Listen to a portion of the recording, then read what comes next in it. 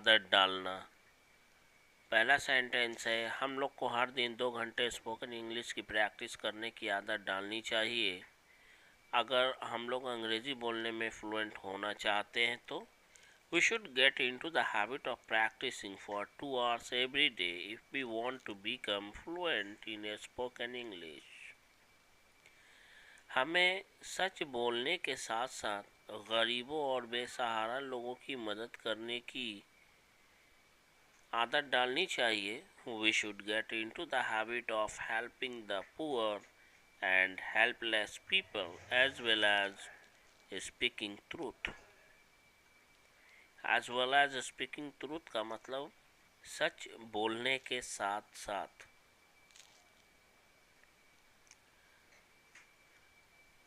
हर माता पिता के संतान को अपने माता पिता की पूरे मन से सेवा करने की आदत डालनी चाहिए। Every offspring ought to get into the habit of serving his parents wholeheartedly। यहाँ पे आउट टू का यूज़ किया गया है क्योंकि ये हमारा कर्तव्य बनता है। माँ बाप का सेवा करना हमारा परम धर्म बनता है, कर्तव्य बनता है, इसलिए आउट टू का यूज़ किया गया है। हमें हर समय मोबाइल फ़ोन अपने साथ रखने की आदत डालनी चाहिए। Every time we should get into the habit of keeping mobile with us. बाज़ार से आते समय कुछ सब्जियां और फल भी लेते आना। यह हमारा दूसरा स्ट्रक्चर है, ब्रिंग से शुरू होने वाला। Bring plus object plus while plus verb की फोर्थ फॉर्म, जिसमें लिखा रहेगा कि बाज़ार जा रहे हो, आते समय सब्जी लेते आना, ऑफिस से आते समय बच्चे को लेते आना, इस तरह का। इट डजेंट मैटर वेदर और नॉट, मुझे कोई फ़र्क नहीं पड़ता चाहे तुम हंसो या ना हंसो। स्ट्रक्चर है it doesn't matter weather plus sentence plus और नॉट। मुझे कोई फ़र्क नहीं पड़ता चाहे वह मेरी तरफ देखे या ना देखे। It doesn't matter whether he looks at me और not.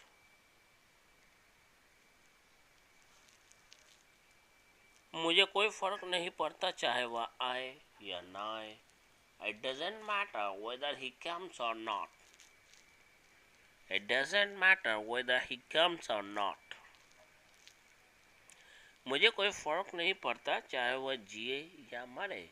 It doesn't matter whether he lives or dies। It doesn't matter whether he lives or dies। अगला है हमारा in terms of, जिसका मतलब होता है के मामले में। आइए देखते हैं सेंटेंस में इसका यूज़। समाज सेवाओं के मामले इस महान व्यक्ति की कड़ी मेहनत का परिणाम अद्भुत रहा। In terms of social services the result of this great man's hard work has been. योग्यता के मामले में आपके टक्कर का कोई नहीं है। In terms of ability you have no match. In terms of ability you have no match. योग्यता के मामले में आप इस शहर के जाने माने डॉक्टरों में से एक हैं। In terms of ability you are one of the renowned doctors of this city. Renowned का मतलब होता है मशहूर। फॉर अ लॉन्ग टाइम, जिसका मतलब होता है काफ़ी देर से।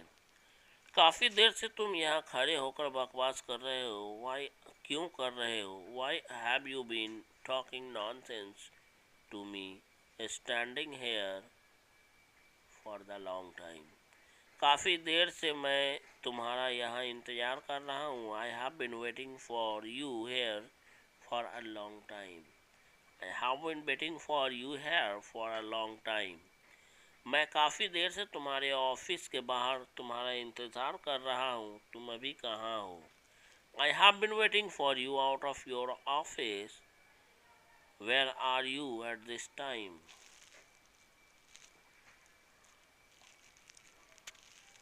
इट्स क्वाइट सिंपल, जिसका मतलब होता है सीधी सी बात है।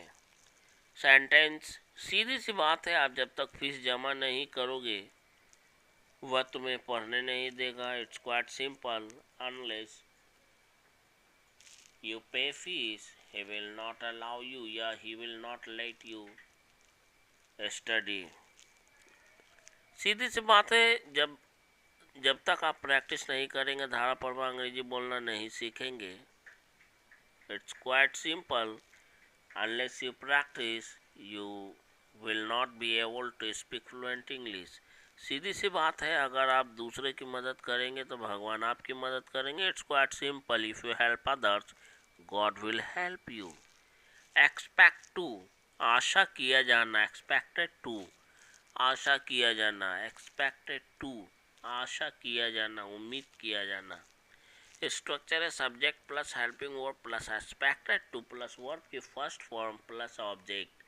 आइए देखते हैं पहला सेंटेंस. आपसे उम्मीद की जाती है कि आप ऐसी गलती दोबारा ना करें. You are expected not to do such mistakes again. You are expected not to do such mistakes again.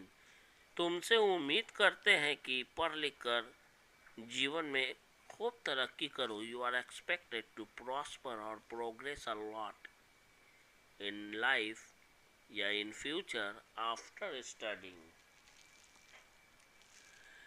उससे मदद करने की उम्मीद की जाती है या उससे उम्मीद किया जाता है कि वह मदद करे. He is expected to help. He is expected to help.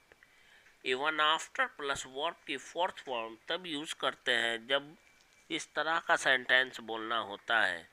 उसने मुझे देखने के बाद भी नज़रअंदाज कर दिया. ही ignored me even after looking. सब कुछ जानने के बाद भी अनजान बन रहे हो. वाई, क्यों बन रहे हो? सब कुछ जानने के बाद भी अनजान क्यों बन रहे हो? Why are you becoming an ignorant even after knowing everything. वही तो मैं भी कह रहा हूँ कि सब कुछ जानने के बाद भी आप एक ही बात को मुझसे बार बार पूछ रहे हैं. That's what I am saying, that you are asking the same thing again and again even after knowing everything. That's what I am saying that. Nearly all, जिसका मतलब होता है लगभग. नियरली ऑल सेंटेंस में इसको यूज करने का नियम है नियरली ऑल प्लस हमारा कंप्लीट सेंटेंस. इस पार्टी में लगभग सभी लोग आ चुके हैं, तो चलो अब पार्टी शुरू करते हैं. Nearly all the people have come to this party, so let's start the party. लगभग सभी सब्सक्राइबर्स ने मेरी पिछली वीडियो को देखा है. Nearly all the subscribers have watched my previous video. Nearly all the subscribers have watched my previous video. लगभग देश के सभी भ्रष्ट नेताओं ने हमारे देश को पूरी तरह से लूट लिया है. Nearly all the corrupt leaders have completely looted our country. Loot the country. Give a long rope, सर पर चढ़ना. गिव अ लॉन्ग रोप, सर पर चढ़ना. तुमने अपने बेटे को सर पर चढ़ाया हुआ है. You have given a long rope to your son. Yeah, you have given your son a long rope. I can't give children a long rope. I can't give children या my children. I can't give my children a long rope. मैं अपने बच्चे को sir पे नहीं चढ़ा सकता हूँ. अपने बच्चों को ज़्यादा सिर पर मत चढ़ाओ. Don't give your children a long rope. Don't give your children a long rope या don't give a long rope to your children. इस तरह से भी बोल सकते हैं. अगला है हमारा at the expense of, जिसका मतलब होता है किसी चीज़ की कुर्बानी देकर या किसी चीज़ को खोकर फायदा उठाना. मैं अपने परिवार की शांति और खुशहाली को खोकर पैसे कमाना नहीं चाहता. I don't want to earn money at the expense of peace and pleasure of my family. I don't want to earn money at the expense of peace and pleasure of my family. तुम्हें अपने प्यार को कुर्बान करके किसी और को अपना जीवन साथी बनाने का फैसला नहीं करना चाहिए था. You should not have decided to make someone else your life partner at the expense of your love.